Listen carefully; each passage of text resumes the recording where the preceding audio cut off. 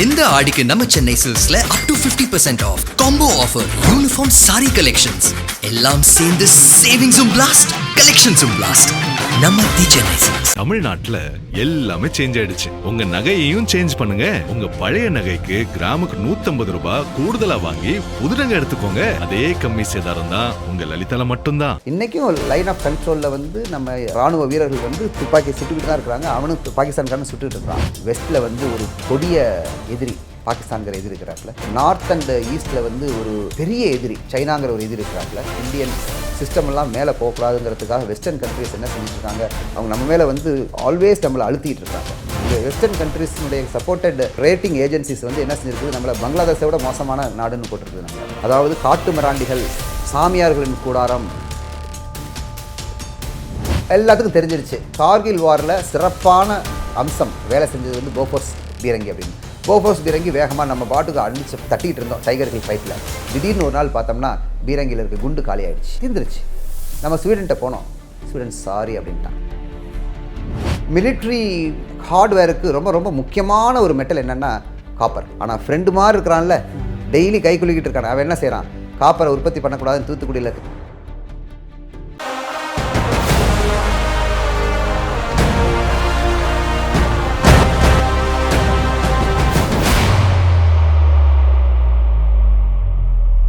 Sir, இதில் இன்னும் ஒரு விஷயம் என்ன முக்கியமாக பார்க்கப்பட வேண்டியதாக இருக்குன்னா, இப்போ இராணுவத்தை பொறுத்த வரைக்கும் கடந்த காலத்தில் ஜெர்மனி, ஹிட்லர் இவங்கெல்லாம் என்ன வழிமுறையை கையாண்டாங்கன்னா, போருக்காக புதிதாக டெக்னாலஜியை கண்டுபிடிக்கிறது இப்படி தான் இருந்தாங்க.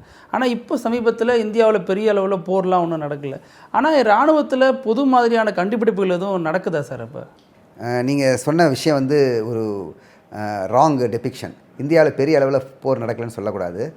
இந்தியாவில் போர் உண்மையிலுமே நிறைய விஷயங்களில் வந்து இந்தியா வந்து ஃபுல்லி கேப்பபிள் ஆகிட்டு இருக்குது. நல்லா சண்டை போட்டுக்கிட்டே இருக்குது. நீங்கள் வந்து எப்படின்னா தள்ளிகிட்டு இருக்கிறாங்க நம்ம எதிரிகள். அதை வந்து நம்ம அவன் தள்ளுறதை நிறுத்தினாவே நான் விழுந்துருவோம். ஸோ தள்ளிக்கிட்டே இருக்கிறோம் நம்ம அது continues 24/7 Indian army, navy and air force டிப்ளாய்டாக தான் இருக்குது. அதில் சந்தேகமே கிடையாது. ஸோ அதனால் பெரிய அளவில் போர் நடக்கலன்னு சொல்லாதீங்க. அது சில நேரத்தில் அது வந்து பப்ளிசிட்டி ஆகும், சில நேரத்தில் இன்றைக்கும் லைன் ஆஃப் கண்ட்ரோலில் வந்து நம்ம அதாவது நம்ம ராணுவ வீரர்கள் வந்து துப்பாக்கி சுட்டுக்கிட்டு தான் இருக்கிறாங்க. அவனும் பாகிஸ்தான்காரன் சுட்டுக்கிட்டு இருக்கிறான். இன்றைக்கி நம்மளுடைய ஏர்க்ராஃப்ட்ஸ் வந்து ரெக்கி சார்ட்டிஸ் போயிட்டு தான் இருக்குது, சர்வலன்ஸ் சார்ட்டிஸ் போயிட்டு தான் இருக்குது, இன்றைக்கும் போயிட்டு தான் இருக்குது. இன்றைக்கி நம்ம நேவி வந்து என்ன செஞ்சிட்டு இருக்குது, பைரட்ஸை அடிச்சிட்டு இருக்குது. நம்ம சி லைன்ஸ் ஆஃப் கம்யூனிகேஷனை வந்து கிளியர் பண்ணிகிட்டு இருக்குது. இப்போ டிப்ளாய்மெண்ட் ஆப்ரேஷன்ஸ்லாம் பண்ணிக்கிட்டு தான் இருக்குது. அது so it's ongoing process. Indian கான்டெக்ஸ்டில் வந்து இந்திய இராணுவம், அதாவது ஆர்மி, நேவி, ஏர்ஃபோர்ஸ் வந்து அக்கடான்னு உட்காந்துருக்கிற ஸ்கோப்பே கிடையாது. ஏன்னா நம்மகிட்ட வெஸ்ட்டில் வந்து ஒரு ஒரு கொடிய எதிரி பாகிஸ்தான்கிற எதிரி இருக்கிறாப்புல. நார்த் அண்ட் ஈஸ்ட்டில் வந்து ஒரு பெரிய எதிரி சைனாங்கிற ஒரு எதிரி இருக்கிறாப்புல. அண்டு நம்மளுடைய ப்ராக்ரஸ், நம்ம இந்தியன் கல்ச்சர், இந்தியன் கலாச்சாரம், இந்தியன் சிஸ்டம் எல்லாம் மேலே போகக்கூடாதுங்கிறதுக்காக வெஸ்டர்ன் கண்ட்ரிஸ் என்ன செஞ்சிட்ருக்காங்க, அவங்க நம்ம மேலே வந்து ஆல்வேஸ் நம்மளை அழுத்திட்டு இருக்கிறாங்க. அது இல்லாமல் உள்ளுக்கு இருக்கிற கிளர்ச்சியாளர்கள், உள்ளுக்கு அதிருப்தியாளர்கள். ஸோ இதை வந்து ஜென்ரல் நரவானேங்கிறவர் சொன்னார், இந்த மாதிரி 2.5 ஃப்ரண்ட் அப்படின்னாரு. ஒரு பக்கம் எதிரி, வெளிநாட்டு எதிரி, இன்னொரு பக்கம் இந்த எதிரிகள். எந்த எதிரிகள்? அதாவது சிரிச்சுக்கிட்டே நம்மளை வந்து குழி தோண்டி குழி பறித்து உள்ளுக்கு தள்ளுற எதிரிகள். அமெரிக்கா, இந்த மாதிரி பிரிட்டன், ஃப்ரான்ஸ், இந்த மாதிரி நாடுகள். அவங்க நம்ம கூட சந்தோஷமாக தான் இருப்பாங்க. ஆனால் நமக்கு எதுவும் தேவைன்னா ஒன்றுமே கொடுக்க மாட்டாங்க. அதாவது ஒரு பிரச்சனை உடனே என்ன செஞ்சுருவாங்க, இந்தியாவில் வந்து காட்டு மிராண்டித்தனம் நடக்குது, இந்தியாவில் வந்து என்னது டெமோக்ரஸி இல்லை, இந்தியா பாவர்ட்டி, நம்மளை வந்து பங்களாதேஷுக்கு கீழே பாவர்ட்டி லைனில் வச்சுருக்காங்கன்னு பார்த்துக்கங்களேன். அவங்களோட அந்த வெஸ்டர்ன் கண்ட்ரிஸினுடைய சப்போர்ட்டட் ரேட்டிங் ஏஜென்சிஸ் வந்து என்ன செஞ்சுருக்குது, நம்மளை பங்களாதேஷை விட மோசமான நாடுன்னு போட்டிருக்குது. நம்மளை பாகிஸ்தானோட நம்ம இந்தியாவில் வந்து அரசியல் சுதந்திரம் வந்து பாகிஸ்தானோட மோசம்னு போட்டிருக்கு. இதெல்லாம் வந்து தேவை. அதாவது கண்கூடாக தெரியுது நம்ம எவ்வளோ பாகிஸ்தான் நமக்கு எவ்வளோ டிஃப்ரென்ஸ் இருக்குது, பங்களாதேஷ் நமக்கு எவ்வளோ டிஃப்ரென்ஸ் இருக்குது, நம்ம வேறு லெவலில் இருக்கிறோம். இருந்தாலும் அவன் வந்து நம்ம என்ன செஞ்சுருக்கிறான், அதாவது காட்டு மிராண்டிகள், சாமியார்களின் கூடாரம், ஊர்லெலாம் பாம்பும் அதாவது யானைகள் ஓடுன்னு நினச்சிட்டு தான் இருக்காங்க western people. That is their ignorance. அது ஒரு எதிரி, ஒரு ஃப்ரண்ட். இன்னொரு ஃப்ரண்ட் வந்து சீனா, பாகிஸ்தான் போன்ற நாடுகள். அந்த அரை ஃப்ரண்ட் இருக்குல்ல, அந்த ரெண்டாவது 2.5 ஃப்ரண்ட்டுங்கிறது வந்து இந்தியா உள்ளுக்கு இருக்கிற அதிருப்தியாளர்கள். உடனே நம்மளை வந்து என்ன செஞ்சிருவாங்க, எக்ஸ்பிரஸ் பண்ணிக்கிட்டே இருப்பாங்க அந்த மாதிரி. ஸோ இந்த மூணையும் எதிர்த்து தான் இந்தியா போட்டுக்கிட்டு சண்டை போட்டுக்கிட்டு இருக்குது. எப்படி இருக்குதுன்னா, ஒரு 3 பெரிய பெரிய இரும்பு குண்டுகளை வந்து காலில் கட்டிக்கிட்டு நீந்துற மாதிரி. இந்த இரும்பு குண்டுகள் மட்டும் இல்லாட்டி நம்ம வேகமாக நீந்தி மேலே போயிடுவோம், ஃபாஸ்ட்டாக போயிடுவோம். நம்ம எப்போது நம்ம வல்லரசு ஆகிருப்போம். Okay, fine. Coming to the point. இப்போது இந்த இராணுவம் வந்து of late especially the second tenure of நம்ம என்டிஏவுடைய செகண்ட் டென்யூர் இருந்ததில்ல எங்கள் 2019 to 24 இருந்ததில்ல, அதில் வந்து ஆத்ம நிர்பர்தா அப்படின்னு சுய சார்பு அப்படின்னு சொல்லி செல்ஃப் சஃபிஷியன்சின்னு சொல்லி ஒரு ப்ராஜெக்ட் ஆரம்பித்து அப்புறம் பார்த்தாரு நம்மளுடைய பிளானர்ஸ், அதாவது டாப் பீப்புள் என்ன நினச்சாங்க, மேக்ஸிமம் நம்மளுடைய அந்நிய செலாவணி வந்து வெளிநாட்டில் இருக்கிற பொருள்களை வாங்குறதுக்காக யூஸ் ஆகுது, மிலிட்ரி பொருள்களை. அவன் வந்து சாதாரணமாக ஒரு ஒரு ஒரு ஏர்க்ராஃப்டை வந்து 20 லட்ச ரூபா அதை செய்கிறதுக்கு ஃபேப்ரிகேட் பண்ணுறதுக்கு ஆகுதுன்னா அவன் வந்து 200 கோடி ரூபாய்க்கு அதை விற்கிறான். ஸோ அவ்வளோ தூரம் வந்து அது வந்து வெரி ஹை ப்ரொஃபைல்.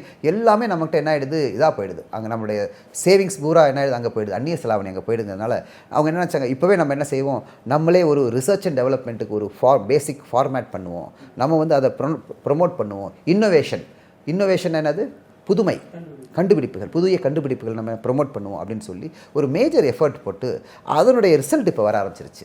எடுத்துக்காட்டால் ஆதித்தி அப்படின்னு ஒரு இது இருக்குது. இந்த மாதிரி இதெல்லாம் வந்து சில ப்ராஜெக்ட்ஸ் பண்ணியிருக்காங்க. I will not go into the details of those projects because of obvious research. But என்ன suffice to know, IIT Indian Institute of Technology independently incubators அப்படின்னு சொல்கிறது. இன்குபேட்டர்ஸ்னால் அந்த இன்னோவேஷனை வந்து சேஃப்டி பண்ணி கொண்டு போகிறவங்க அவங்க. அதே மாதிரி செல்ஃப் ரிலையன்ஸ், அதில் வந்து லாட் ஆஃப் ஃபைனான்ஷியல் அசிஸ்டன்ஸ் கொடுக்குறாங்க, ஸ்டார்ட் அப்புக்கு ரொம்ப ஹெல்ப் கிடைக்குது, இந்த மாதிரி விஷயங்கள். அது so innovation range of products அதில், அதாவது ஒரு ஃபேப்ரிக்லேருந்து ஒரு சாப்பாட்டு, அதாவது ரெடி டு குக் ஃபுட்லேருந்து, அம்யூனிஷன்லேருந்து, வெப்பன் சிஸ்டத்துலேருந்து, சர்வலன்ஸ் சிஸ்டத்துலேருந்து, இந்த மாதிரி of importance things which need our mention என்னென்னா 5th generation ஏர்க்ராஃப்ட், அது ஒரு முக்கியமான விஷயம். டைரக்டட் எனர்ஜி வெப்பன்ஸ் டியூன்னு சொல்கிறது. அது இதெல்லாம் வந்து என்னென்னா நம்ம நெக்ஸ்ட் லெவலுக்கு போகிறது. எப்படி ஹிட்லர் வந்து என்ன செஞ்சார், அணு ஆயுதத்தை ப்ரொமோட் பண்ணுறதுக்கு சயின்டிஸ்ட்கிட்ட சொல்லியிருந்தார்ல, நீங்கள் அணுகுண்டு ரிசர்ச் பண்ணுங்க அப்படின்னு சொன்னார். அதேமாதிரி ராக்கெட் V2 ராக்கெட் ரிசர்ச் பண்ணுங்கன்னு சொன்னார். அதனுடைய இதானே இப்போ வந்து அதனுடைய காம்பினேஷன் தான் மிசைல்ஸ் அண்ட் வார்ஹெட்ஸ். இப்போ தான் ஐசிபிஎம்மாக நிற்கிது அந்த மாதிரி. அதே மாதிரி நம்ம இந்தியன் இப்போ லேட்டஸ்ட் வந்து 5th generation ஏர்க்ராஃப்ட் ஃபைட்டர்ஸ், அதுக்கு அதாவது base form பண்ணிகிட்ருக்குறோம்.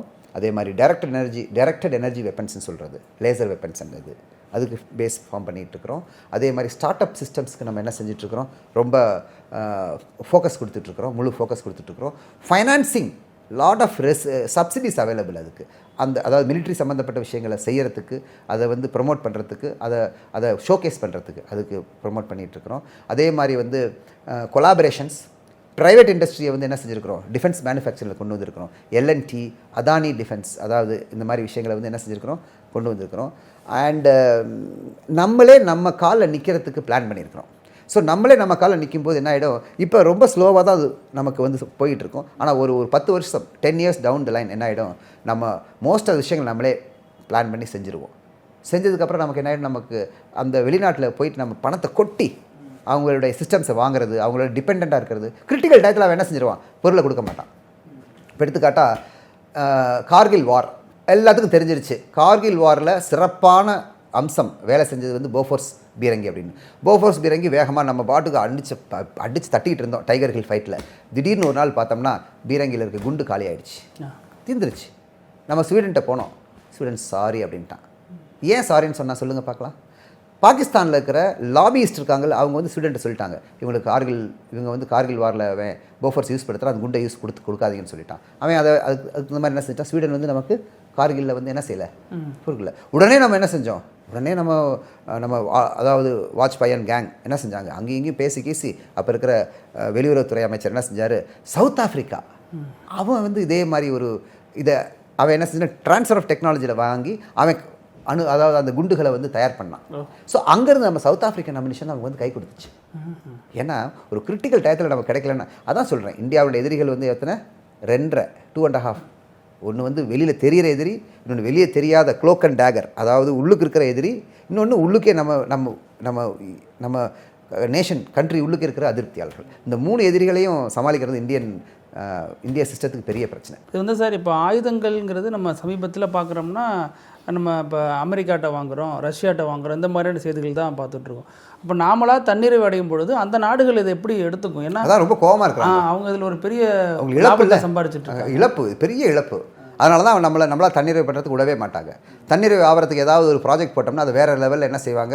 For example military ஹார்ட்வேருக்கு ரொம்ப ரொம்ப முக்கியமான ஒரு மெட்டல் என்னென்னா copper. Most of the circuitry, most of the copper ரொம்ப ரொம்ப முக்கியம். ஆனால் நம்ம வந்து காப்பரில் தன்னிறைவு அடைவதற்கு விடவே மாட்டேங்கிறான். யார் விட மாட்டேங்கிறாங்க? எதிரி நாடுகள். அதாவது ஃப்ரெண்டாக இருக்கிற எதிரி நாடுகள். பாகிஸ்தானுக்கு நமக்கு சம்மந்தம் இல்லை, சீனாவுக்கு நமக்கு சம்மந்தம் இல்லை. ஆனால் ஃப்ரெண்டு மாதிரி இருக்கிறான்ல, டெய்லி கை குலுக்கிட்டு இருக்கான். அவன் என்ன செய்கிறான்? காப்பரை உற்பத்தி பண்ணக்கூடாதுன்னு தூத்துக்குடியில் கிளறி அதாவது என்ன செய்கிறான்? பிரச்சனை உண்டு பண்ணுறான். அங்கே ஏதாவது ஒரு காப்பர் மைன், அங்கே வந்து அந்த ஒரிசாவில் இருக்கிற காப்பர் மைன்ஸோ அல்லது ராஜஸ்தானில் காப்பர் மைன்ஸோ அதில் ட்ரைபல்ஸை வந்து என்ன செஞ்சிடறான்? நீங்கள் வந்து சண்டை போடுங்கன்னு அதுக்கு ஒரு பணத்தை போட்டு இது பண்ணுறான். புரியுதுங்களா சொல்கிறது? ஸோ எப்படியாவது நம்மளை வந்து என்ன செய்யணும்? நம்மளை இப்படியே வச்சுருக்கணும்னு தான் அவங்களுடைய பிளான். அதுதான் அதில் சக்சீட் ஆகிட்டு இருக்காங்க ஓரளவு. ஆனால் அதை சக்சீட் ஆக முடியாதப்போ அவங்களுக்கு ரொம்ப வருத்தமாக இருக்குது, ரொம்ப கோபமாக இருக்குது. அதனால தான் என்ன திடீர்னு அவன் என்ன செஞ்சிடறான்? இந்தியா மேலே ரொம்ப கோபமான அப்ரோச்சை கொண்டு வர்றான். ஸோ அதனால் மிலிட்ரி, எக்கனாமி, மக்கள் எல்லாமே ஒன்றோட ஒன்று வெரி க்ளோஸ்லி லிங்க்டு. இப்போ எடுத்துக்காட்டால் ஒரு முக்கியமான விஷயம், நிக்கோபார், கிரேட் நிக்கோபார், அது ஒரு பெரிய எக்கனாமிக் ரிசர்ஜன்ஸ் ஆகிறதுக்கு பிளான் பண்ணுறோம். அது எனக்கு அதை பற்றி ஜாஸ்தி தெரியாது. பட் எது எப்படினாலும் அது வந்து சக்ஸஸ்ஃபுல்லாக வந்துருச்சுன்னா அங்கே வந்து நமக்கு ஒரு பெரிய, நான் சொன்ன ஃபோர்ஸ் ப்ரொஜெக்ஷன், அங்கேருந்து ரொம்ப ஈஸியாக நம்ம வந்து far east and south east கண்ட்ரீஸை வந்து என்ன செஞ்சிடலாம், நம்ம வந்து அவங்கள வந்து நம்ம கண்ட்ரோலில் கொண்டு வரலாம். ஆனால் I am not having any knowledge. I haven't gone into the details of that project. அது எவ்வளோ environmental degradation ஆகும், அதனால் என்ன ப்ளஸ் மைனஸோ. But purely from a military point of view, if we have a base in Nicobar area, great Nicobar and Car Nicobar area, Indira பாயிண்ட்லலாம் வச்சுருந்தோம்னா நம்ம அந்த பக்கம் இருக்கிற we can project our force up to Philippines. Almost Philippines, நம்ம Cambodia, Vietnam and Thailand, Burma, இதை பூரா cover பண்ணிடலாம். அந்த பக்கம் இந்தோனேஷியா, சிங்கப்பூர் எல்லாத்தையுமே கவர் பண்ணலாம். இப்போ இந்த மாதிரி சவால்களை எப்படி இந்தியா எதிர்கொள்ள போகுது சார்? ஒரு இப்போ இங்கே வந்து நம்ம பண்ணுறோன்னா சுற்றுச்சூழல் சார்ந்த பிரச்சனை வருது, மக்கள் பெரிய போராட்டத்தில் ஈடுபடுறாங்க, மக்கள் குரலுக்கு மதிப்பளிக்க வேண்டியதாக இருக்குது. இப்போ வெளிநாடுகள்கிட்ட வாங்கினோம்னா அந்த நாடுகள் வந்து எத்தனை நாள் தருவாங்க? நீங்கள் சொல்கிற மாதிரி முக்கியமான இடங்களை தராமல் போயிடுறாங்க. சரி, நம்மளாகவே தயாரிக்கலாம் அப்படின்னா அதற்கும் அவங்க விடுறது இல்லைன்னா இந்த சவால்களை எப்படி தான் சந்திக்கிறது? இந்த சவால்கள் வந்து ஒன்று கிரைசிஸில் வந்து ஆட்டோமேட்டிக்காக சவால் ஸ்டார்ட் ஆகிடும். கிரைசிஸ்னு என்னது? பிரச்சனை, பெரிய பிரச்சனை ஆகிடுச்சுன்னா சுற்றுலா தூக்கி வீசிடுவான். அப்புறம் சோத்துக்கு எல்லாம் சுற்றுச்சூழல் என்னன்றான் அந்த மாதிரி. ஸோ கிரைசிஸ் வந்து ஒரு இது, அது வந்து நல்ல ஒரு மெத்தட் கிடையாது. செகண்ட் என்னென்னா சென்சிட்டைசேஷன். நல்ல, அதாவது விஷயங்களை வந்து மக்களுக்கு தெரியப்படுத்தணும். எடுத்துக்காட்டால் நான் மைனிங் இண்டஸ்ட்ரியில் இருந்தேன் ஒரு 2.5 years மைனிங் இண்டஸ்ட்ரியில் இருந்தேன். ஒரு காலத்தில் மைன்ஸ்னு, அதாவது சுரங்கங்கள், கனிம வளத்தை வந்து வெட்டி எடுத்து அப்படியே விட்டுட்டு போயிடுவாங்க. அந்த பெரிய பெரிய கம்பெனிஸ் என்ன செய்வாங்க, அதாவது பூமி இயற்கை தாய் என்ன செஞ்சாங்க, வெட்டி துண்டு பண்ணி உடச்சி கிடச்சி அதை வந்து குழியாக்கி இதை பண்ணி அப்படியே விட்டுட்டு போயிடுவான், அடுத்த இடத்துக்கு போயிடுவான். இது வந்து அந்த காலத்து மைனிங். ஆனால் இப்போல்லாம் மைனிங் அப்படி கிடையாது. இப்போல்லாம் மைனிங் ரொம்ப அட்வான்ஸ் ஆகிடுச்சு. எப்படி முதல் காலத்தில் இருந்த அம்பாஸ்டர் காருக்கு இப்போ இருக்கிற ஈவி வெஹிக்கிளுக்கு எவ்வளோ டிஃப்ரென்ஸ் இருக்குது அந்த காலத்துக்கு இந்த காலத்துக்கும். அதே மாதிரி மைன்ஸ்லலாம் இப்போ என்னென்னா ஒரு 10,000 ஏக்கரை வந்து நீ வந்து மைன்ஸை வெட்டி எடுக்கணும்னா ஆல்ரெடி அவன் இன்னொரு 10,000 ஏக்கரை வாங்கி அங்கே 10,000 ஏக்கரில் என்ன செஞ்சிருவான், லேண்ட்ஸ்கேப் பண்ணி பிளான்டேஷன் பண்ணிடுறான். அதுக்கப்புறம் இந்த 10,000 ஏக்கரை என்ன செஞ்சிடறான், 1 tree அவுட் அண்ட் 1 tree இன்றான். இன்ஃபேக்ட் ஃபஸ்ட்டு 1 tree இன் பண்ணிட்டு தான் 1 tree அவுட் பண்ணுறான். அதே மாதிரி மைனிங் முடிஞ்சதுக்கப்புறம் அதை கூடிய மட்டும் என்ன செஞ்சிடறான், அதை வந்து லேண்ட்ஸ்கேப்பிங் பண்ணி அதை வந்து ஒரு பெரிய பெரிய லேக்காகவோ ஒரு பெரிய பெரிய சுற்றுலாத்தலமோ ஆக்கிட்டு தான் போகிறான். ஸோ அந்த மாதிரி ஒரு raw crass very pedestrian approach to exploitation இப்போ கிடையாது. ஸோ அதை மட்டும் கவர்மெண்ட் பார்த்துக்கணும். Government should put a check on அந்த மாதிரி ஒரு ரா எக்ஸ்ப்ளாய்டேஷன் இல்லாமல் ரிசோர்ஸை எடுக்கலாம். ஆனால் எடுக்கிறத முறையோடு எடுத்து அந்த ரிசோர்ஸை கரெக்டாக யூஸ் படுத்தணும். At the end of that அப்படியே விட்டுட்டு போகாமல் என்ன செய்யணும், இப்போ இருக்கிற ப்ரெசண்ட் கம்யூனிஸ்ட் சித்தாந்தத்தினுடைய பேசிஸே என்னது, முதலாளிகள் தொழிலாளிகளை நசுக்கிறாங்கங்கிறது. பட் ஆனால் அது இப்போ அது 200 வருஷத்துக்கு முந்தைய நசுக்கிட்டு இருந்தாங்க. இப்போ அப்படி கிடையாது. இப்போ தொழிலாளிகளை வந்து முதலாளி வேணும் நசுக்கிறதுலாம் கிடையாது. ஸோ இதை வந்து கொஞ்சம் இதை கரெக்டாக அதை அப்ரோச் பண்ணி இதுக்கு மெயின் வந்து கவர்மெண்ட் என்ன செய்யணும், கிளியர்லி எடுத்து சொல்லணும். ரேடியோவில், டிவியில், பொதுக்கூட்டங்கள் எடுத்து சொல்லிக்கிட்டே இருக்கணும் மக்கள்கிட்ட. இங்கே பாருப்பா, நீ காப்பர் மைனை வந்து நீ வந்து எதிர்த்துக்கிட்டு இருந்தேன்னா உனக்கு இந்த பக்கம் எலக்ட்ரிக் மோட்டார் கிடைக்காது. மோட்டார் கிடைக்காட்டி எலக்ட்ரிக் மோட்டருடைய காஸ்ட் 5,000 விற்கிற எலக்ட்ரிக் மோட்டர் 15,000 ஆகிடும். நீ தான் அது இது பண்ணணும். ஸோ இதுவும் வேணும் நமக்கு, அதுவும் வேணும். புரியுதுங்களா? Yes, copper smelting is a very bad process. But அதில் வந்து என்னதுன்னா போஸ்ட் ட்ரீட்மெண்ட்லாம் இருக்குது. அதுக்கு முதல் காலத்தில் அப்படியே விட்டாங்க, அப்படியே கடல்லையும் நதிலையும் கலக்க விட்டாங்க. இப்போ அப்படி கிடையாது. இப்போல்லாம் என்னது, ட்ரீட்மெண்ட் ஆஃப் எஃப்ளூவெண்ட்டை ட்ரீட்மெண்ட் பண்ணி அதுக்கப்புறம் ஹார்ம்லெஸ் ஆக்கி தான் விட்றாங்க அந்த மாதிரி. ஸோ அது அண்ட் டெக்னாலஜி இன்க்ரீஸ் ஆகிடுச்சு. கழிவுலேருந்தே நம்ம என்ன செய்கிறோம், நம்ம திருப்பி யூஸ்ஃபுல் ப்ராடக்ட் எடுக்கிறோம். ஸோ அதனால் வந்து கண்ணை மூடிக்கிட்டு சுற்றுச்சூழல், கண்ணை மூடிக்கிட்டு தொழிலாளியை வந்து முதலாளியை நசுக்கிறாங்க, கண்ணை மூடிக்கிட்டு வந்து நம்ம இந்த மாதிரி கீழ்த்தட்டு மக்களை மேல்தட்டு மக்கள் வந்து அடிக்குது இப்படிங்கிற ஒரு ஆர்குமெண்ட்டை வந்து என்ன செய்யணும், இன்னும் உங்களை மாதிரி மீடியாலாம் எடுத்து கொண்டு போகணும். இதெல்லாம் கண்ணை மூடிக்கிட்டு நீங்கள் இது பண்ணாதீங்க. உண்மையிலுமே அங்கே வந்து பிரச்சனைகள் இருந்தால் அதை வந்து என்ன செய்யணும், நீங்கள் அதை வந்து ஹைலைட் பண்ணுங்கள். பிரச்சனை சும்மா ஹைலைட் பண்ணணும்னு பண்ண வேண்டிய அவசியம் இல்லைன்னு சொல்லணும். ரொம்ப நன்றி சார். வழக்கம் போல் முக்கியமான விஷயங்களில் உங்கள் முக்கியமான இராணுவ ரீதியான பார்வைகளை முன் வச்சுருக்கீங்க. நேரத்துக்கு ரொம்ப நன்றி சார். தேங்க்யூ. நக்கீரன் டிவிக்கு சப்ஸ்கிரைப் செய்யுங்கள். உங்கள் ஆதரவே எங்கள் பலம். ஆசிரியர்களுக்கு நண்பனாகவும் மாணவர்களுக்கு ஆசானாகவும் திகழும் தேர்வு வழிகாட்டி. ஒவ்வொரு பாடத்திற்கும் அனுபவமிக்க ஆசிரியர்களின் துல்லியமான தெளிவான விடைகள். CNC இருக்கு, தேர்வு பயம் எதற்கு? இது தீரன் பப்ளிஷிங் ஹவுஸ் விற்பனை வெளியீடு.